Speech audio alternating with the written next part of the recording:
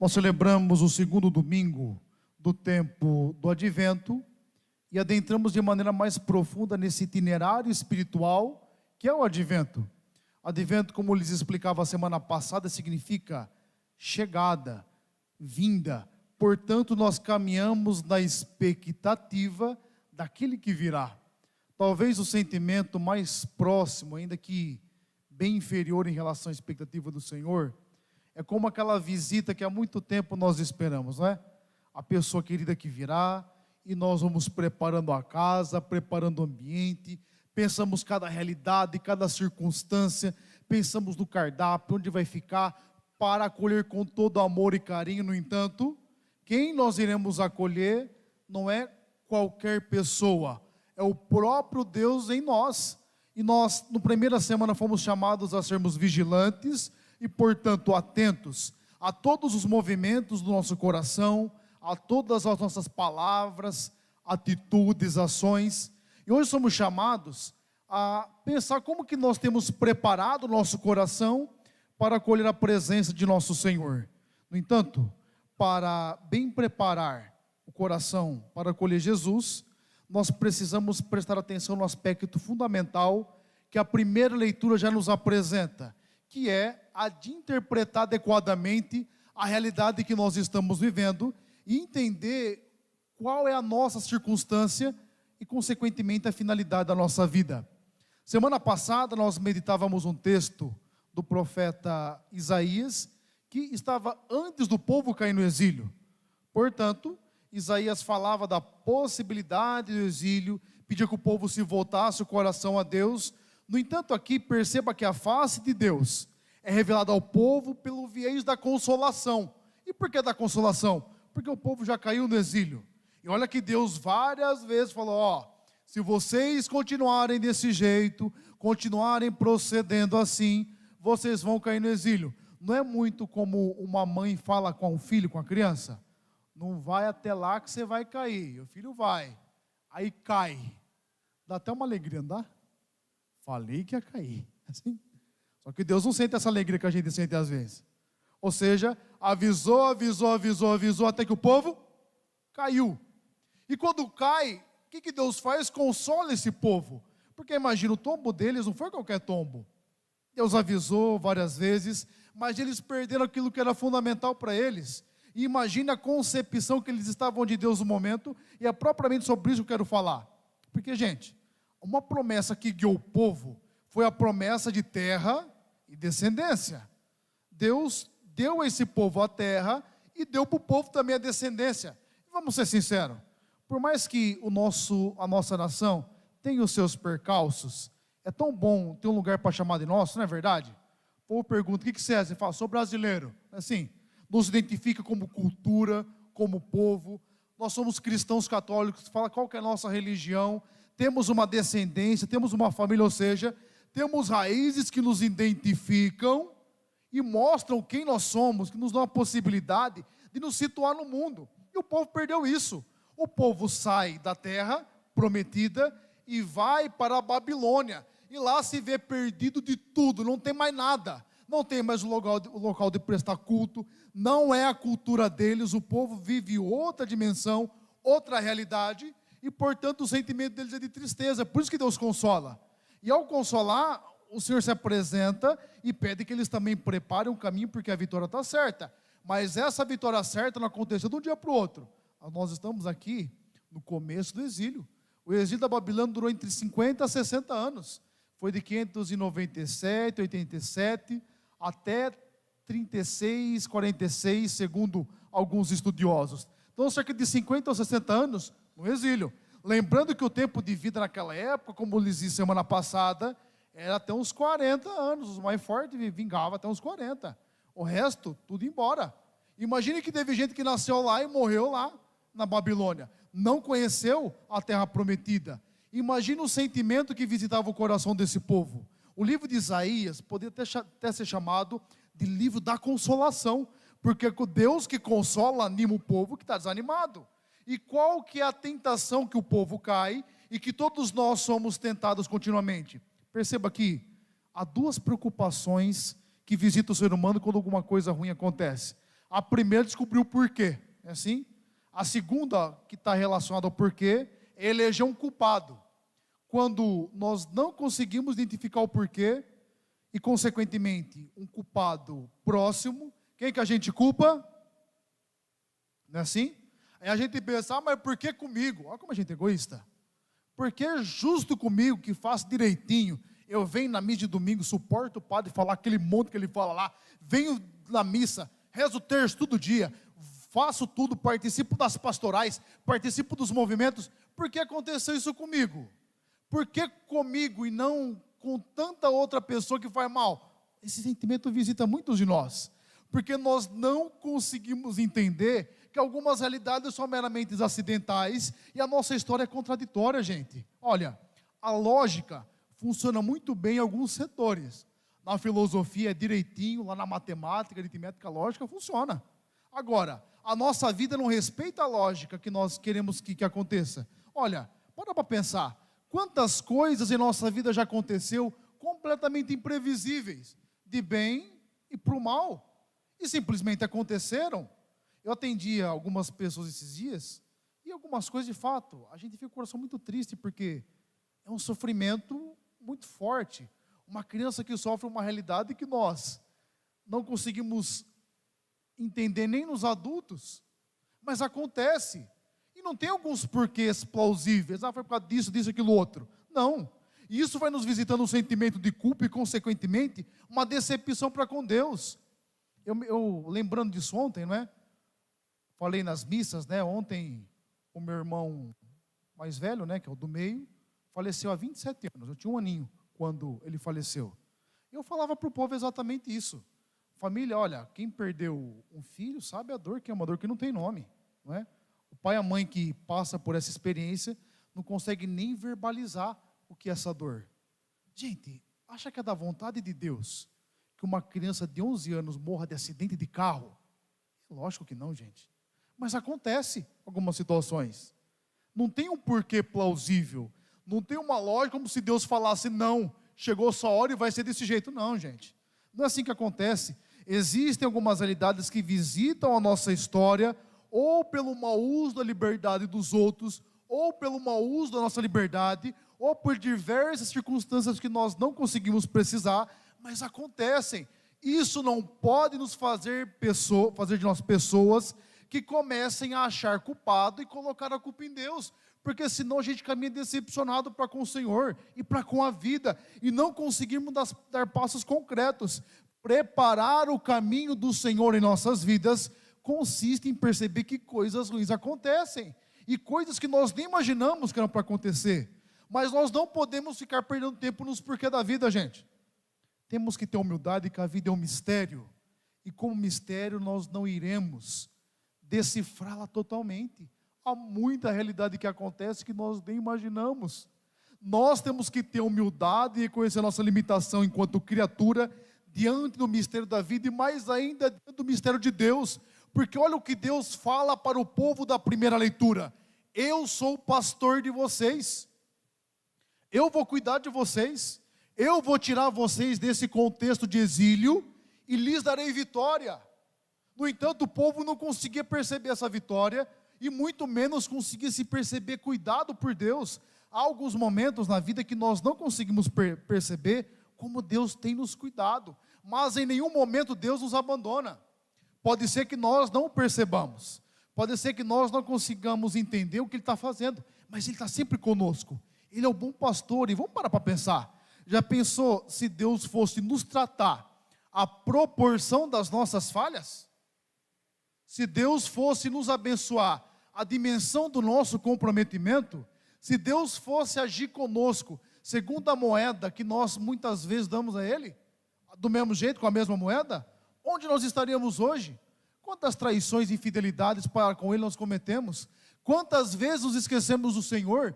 Em muitos momentos, realidades e a mão de Deus continua nos abençoando.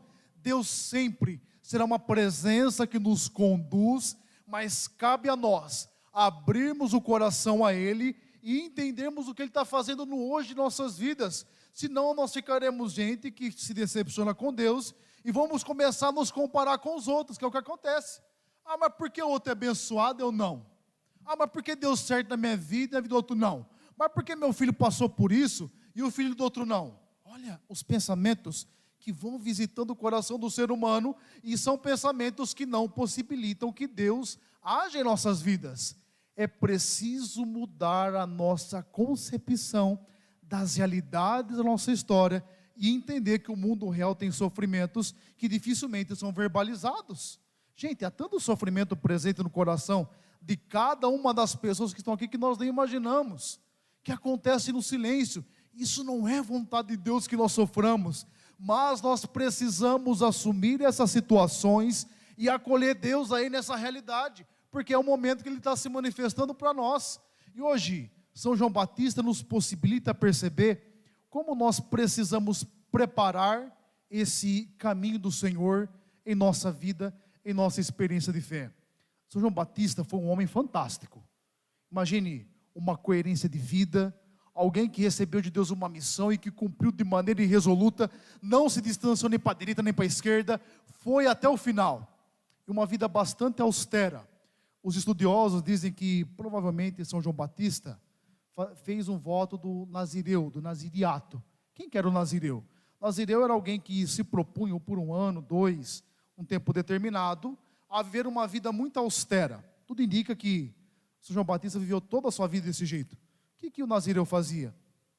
Ele não se casava e, portanto, não tinha relação sexual, não tomava bebida fermentada, vinho e bebidas afins, não se alimentava de qualquer tipo de alimento, por isso que mostra que ele comia gafanhoto e mel silvestre, se vestia com roupas bastante sóbrias, porque era essa a postura de vida dele, para apresentar ao povo um itinerário de perdão e de mudança de vida, mas no intuito de preparar o caminho para o Senhor. Mas imagina que a cidade toda parava para ouvi-lo.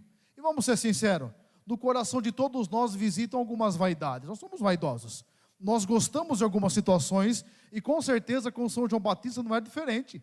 Mas em nenhum momento ele sai da sua missão. Ele acena para Jesus. Isso nos ensina a acolher a palavra de Deus, a acolher o Senhor em todas as circunstâncias e realidades da nossa vida. Mas nós precisamos concretizar um pouco melhor essa acolhida do Senhor. Olha, eu acho que algumas projeções muito grandiosas que o ser humano faz para viver a palavra de Deus, é já para não fazer, perceba. A gente sempre elege algo extraordinário para ser feito.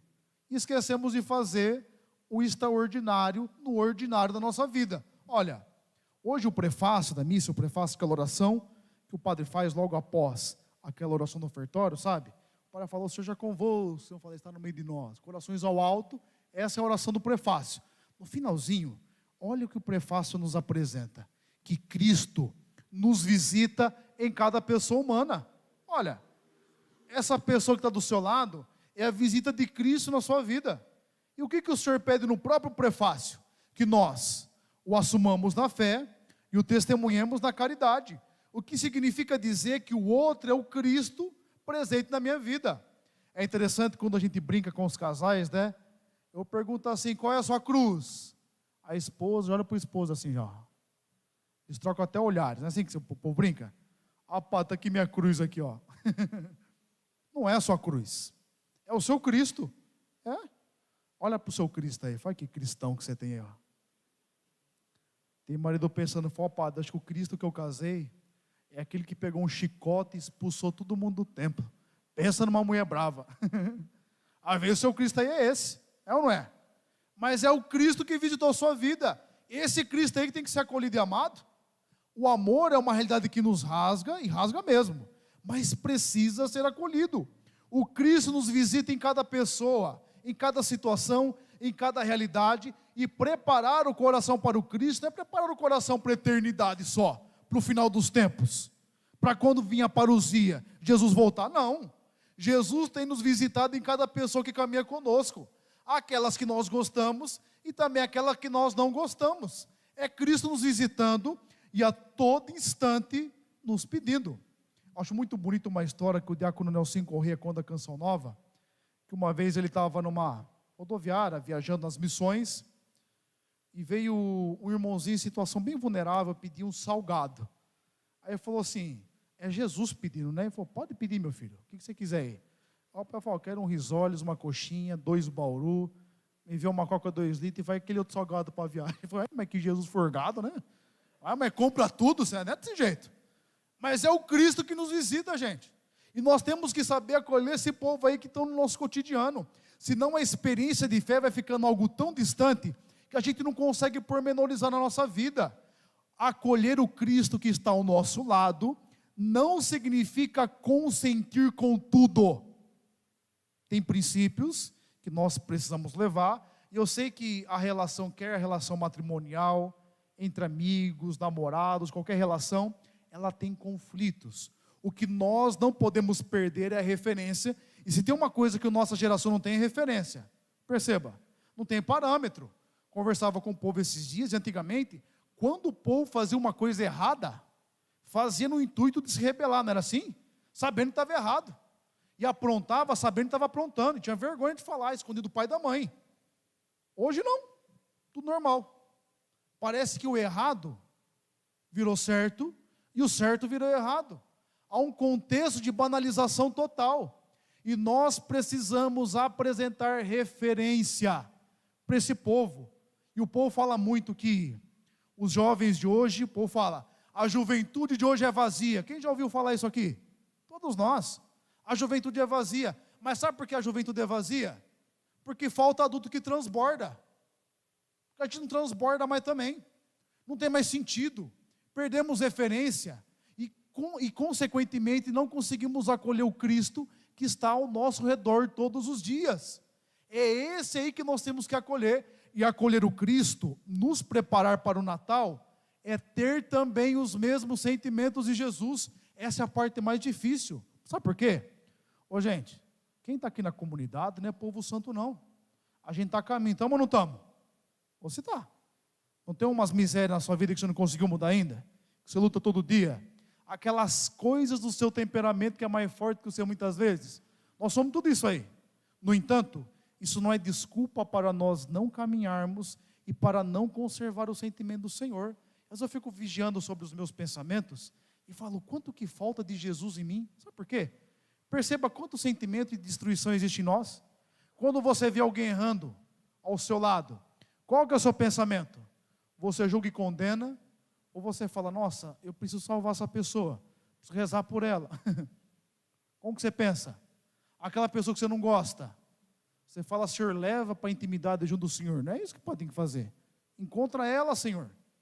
Salva. O pensamento de Jesus era de salvar. E a gente pensa em destruir. Às vezes nós não matamos diretamente. Tomara que não, né? Pelo amor de Deus, começar a matar os outros aqui.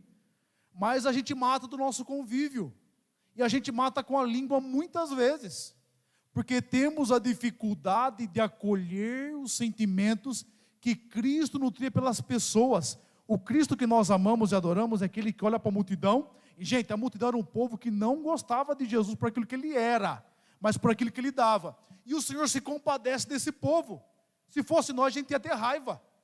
Olha só, nós precisamos voltar o nosso coração para Deus e pedir que Ele coloque os sentimentos dEle. Entendeu uma coisa? E com isso eu já vou me encerrando. A segunda leitura vai dizer que no tempo de Deus, um dia é como 1000 anos, e 1000 anos é como um dia. Ou seja, o Kairos, o tempo de Deus, é bastante diferente do nosso tempo cronológico. Tanto que, olha, para você ter uma ideia como que demorou a promessa de Deus. O que estava lá em Isaías? A voz que grita no deserto, prepara o caminho do Senhor. E que Marcos retoma. Sabe quantos anos tem de diferença aqui? Pelo menos 600 anos de diferença. É evidente que aquela palavra disse a Isaías, num sentido específico, né? Mas a plena concreção dela demorou 6 séculos para acontecer. Evidentemente, algumas transformações da nossa vida não vão demorar esse tempo, até porque eu acho que ninguém aqui vai viver 6 séculos, né? Acredito ainda. No entanto, nós precisamos adentrar nesse itinerário de mudança e aprender a respeitar os processos uns dos outros. Sabe por quê? Nós estamos nos tornando uma geração que não consegue mais falar de problema. Percebeu? Tocou no probleminha da pessoa, nossa senhora, não pode mais falar nada. Tudo bem que a mesma coisa pode ser dita de diversas maneiras, mas nós não podemos ser uma geração de cristal.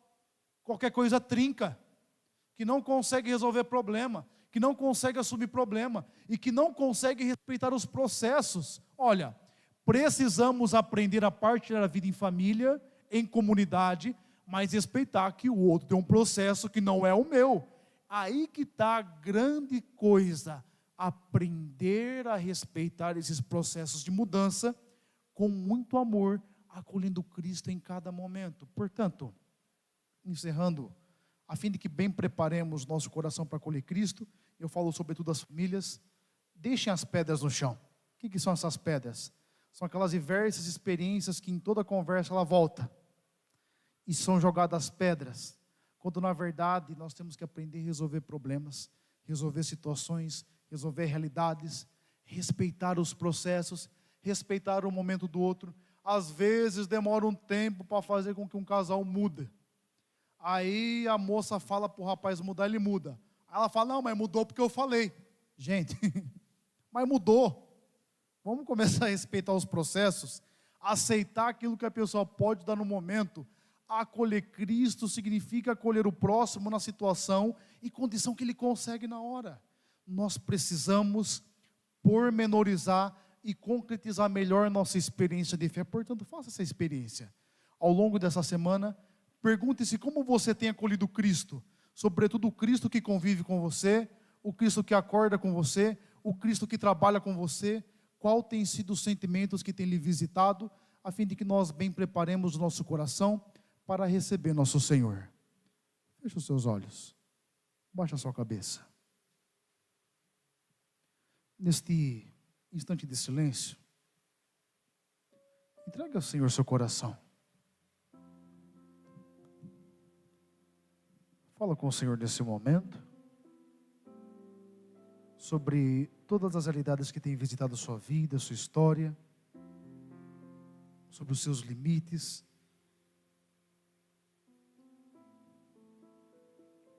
E peça-lhe a graça de dar uma resposta coerente e consistente. Quantos de nós já desistimos de tentar? Quantos de nós têm no coração o sentimento, não vou falar não, é do mesmo jeito, é sempre assim, as coisas não vão mudar, não vão ser transformadas, e vamos tolhindo, matando a criatividade que é própria do amor. Quantos de nós não temos a humildade de acolher o outro, de conversar, de aceitar? Peça que o Senhor cure os seus relacionamentos, que Ele levante você de todo desânimo, tristeza, e lhe possibilite viver a sua melhor versão.